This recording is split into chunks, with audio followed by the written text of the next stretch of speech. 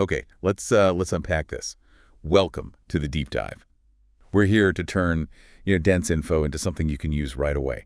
Today, we are diving into a really, really pivotal topic for anyone in the pharmacy world, especially if you're looking at the NAPLEX exam. We're talking about the top 300 drugs.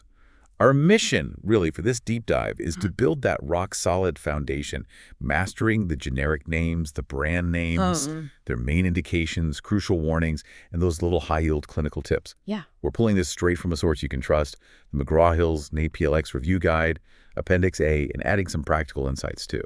And what's fascinating here, I think, is that just recalling these names, generic and brand, it isn't just memorization. It really is the absolute first critical step towards making sure medication management is safe, effective, in actual practice. It's about developing that spot recognition that needs to become second nature. It frees up your thinking for the harder stuff, the clinical decisions. Exactly. Yeah, we know the sheer volume of information.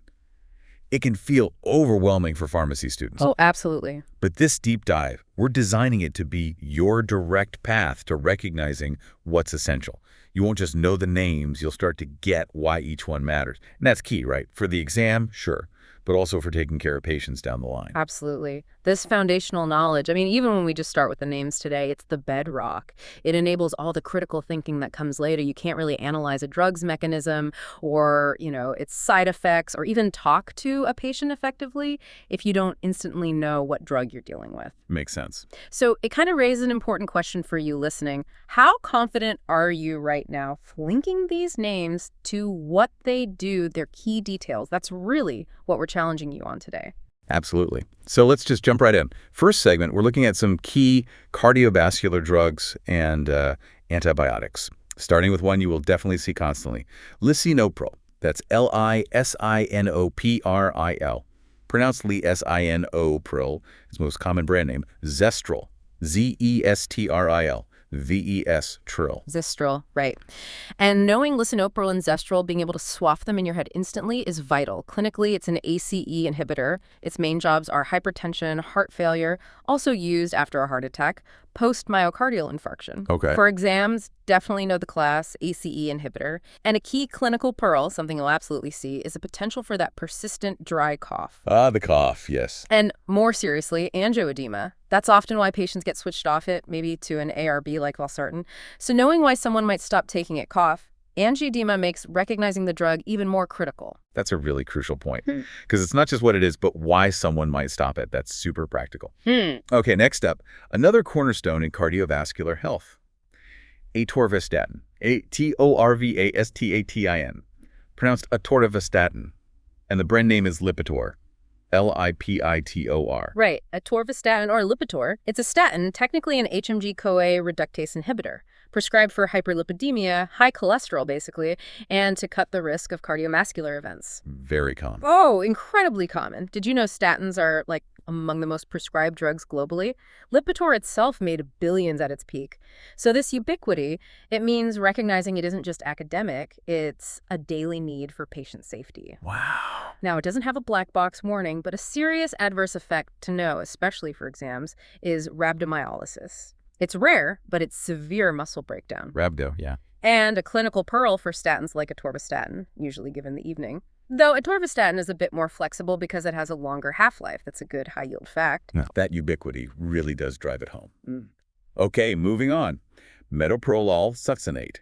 Metoprolol Pronounced Metoprolol Succinate. Brand name, Toprol XL. Toprol XL. Toprol EKSL. And that XL you mentioned is important. Extended release. Yes, exactly. That XL is a key detail. Metoprolol Succinate is a beta blocker. Indications: hypertension, angina, heart failure. Quick clinical pearl. Make sure you know the difference between this and metoprolol tartrate. Low pressor. Right, low pressor. That one's immediate release, dosed multiple times a day. Toprol XL, being extended release, is usually once daily. Better for patient adherence, generally. Makes sense. Now, beta blockers don't have a general black box warning, but you'll definitely see warnings about stopping them abruptly, especially in patients with heart disease. It can make angina worse or even cause a heart attack. That's definitely exam territory. Good to know. Yeah. All right, before we keep going, let's see how well these are sticking. Audio cue. Quick quiz time. Okay, quick recall test. We just talked about it. What's the generic name for Toprol XL? Short pause. If you said Metoprolol Succinate, you are right on track. That immediate link, that's what we're aiming for. Okay, let's shift gears a bit now. Next segment, drugs for infection and mental health. First one here, Amoxicillin, Amoxicillin, pronounced Amoxicillin Kalen.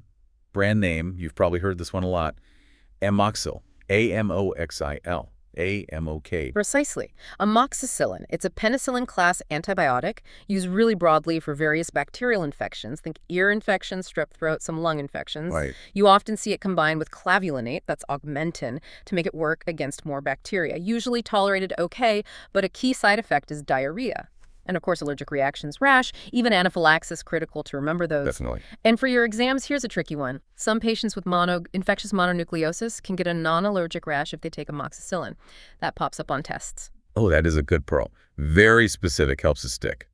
Okay, next, a really frequently prescribed one in mental health. Sertraline.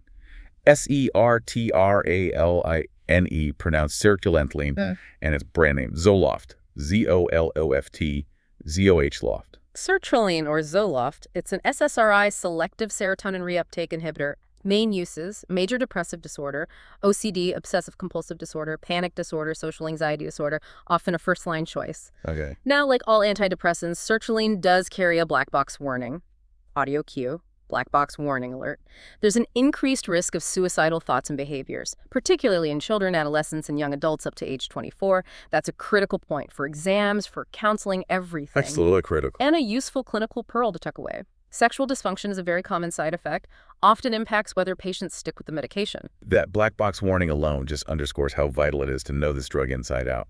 Okay, now for a drug with a brand name that's almost like the name for what it does, Warfarin. Warfarin. Yeah. Warfarin. Yeah. And the brand name is Coumadin. Coumadin. Coumadin. Warfarin, or Coumadin, it's an anticoagulant used to prevent and treat blood clots, things like DVT, deep vein thrombosis, PE, pulmonary embolism, and also for stroke prevention in people with atrial fibrillation. It has a very narrow therapeutic index. That means tiny changes in dose can have big consequences. And it carries a black box warning. Audio cue. Black box warning alert. For major or potentially fatal bleeding. This is why patients need strict monitoring of their INR, that international normalized ratio. Makes sense. High-yield pearl for exams. Oh, yes. Massive number of drug interactions and food interactions, too, especially with vitamin K. Think leafy greens. Those can make warfarin less effective. Warfarin is practically an exam writer's favorite for interaction questions. Okay, time for another quick check-in. Let's see if that last one stuck. Audio cue. Quick quiz time. All right. Another check-in for you. Think back. We just covered it. What is the brand name that goes with Sertraline? Short pause. The answer is Zoloft. How'd you do on that one? Keep making those connections. All right, let's move into our third segment now. We're covering respiratory, endocrine, and pain management meds. First up, for common breathing issues, Albuterol. Albuterol. Pronounced Albuterol. Its brand name is ProAir HFA. ProAir HFA. ProAir HFA. Albuterol. It's a SABA, a short-acting beta-2 agonist. Basically the go-to rescue inhaler for asthma and flare-ups of COPD. It works fast to relax the muscles in the airways. Okay. That HFA in the brand name, it stands for hydrofluorocane. That's the propellant in the inhaler device. Just a useful detail for recognition sometimes. Common side effects, especially if someone uses it too much, are things like a fast heart rate, tachycardia, and tremors. It can be a bit scary for patients. I bet. For exams, the key thing is it's for acute relief. It's not your daily maintenance inhaler. That quick acting part is definitely critical. Okay, next, a very, very common thyroid medication. Levothyroxine. Levothyroxine. Levothyroxine, and its brand name. Synthroid.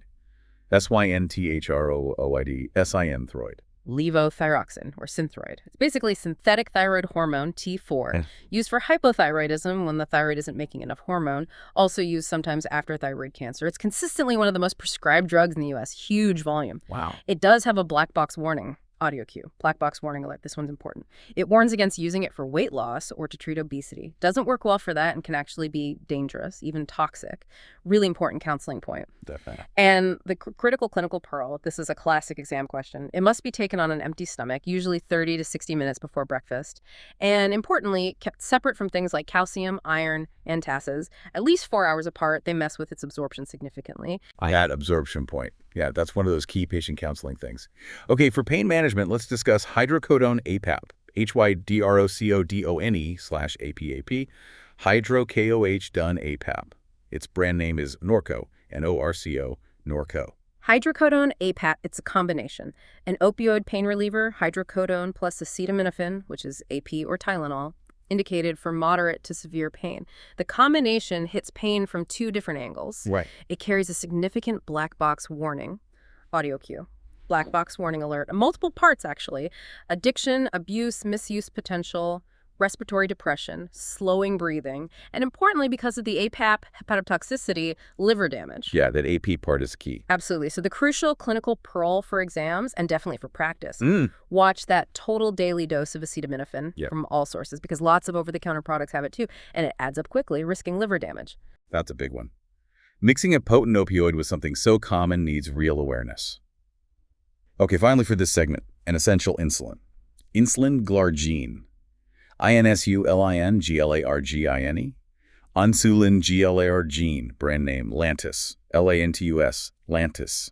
Insulin Glargine, or Lantus. This is a long-acting insulin. Its main job is improving blood sugar control in adults and kids with type 1 diabetes, and also in adults with type 2.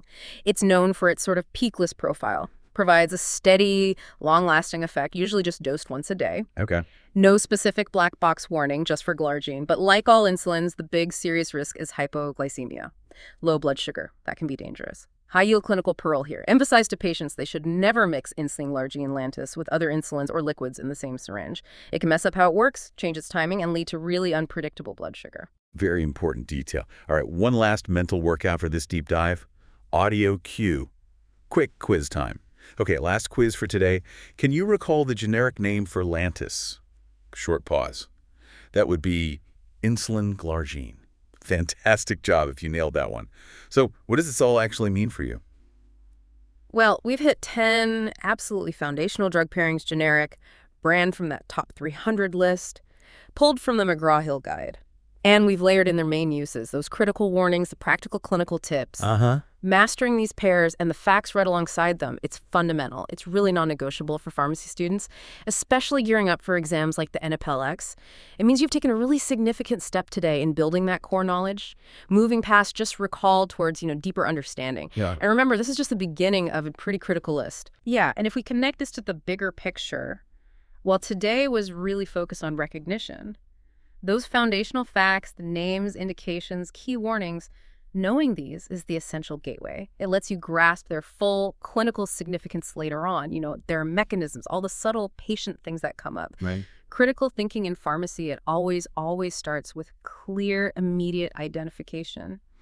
And knowing these core facts lets you assess things quickly. So keep practicing, keep studying these pairings. That repetition now, it will truly pay off later. On the exam, yes, but more importantly, in keeping patients safe. Absolutely. So here's something to think about as we wrap up. How does instantly recognizing these names, what they're for, their main warnings, how does that free up your brain space, allow you to focus on the more complex clinical thinking, the patient counseling you'll actually be doing? Think about how foundational this really is, how it impacts your ability to make those quick, informed decisions. Join us next time as we continue our deep dive into more essential drugs from this critical list.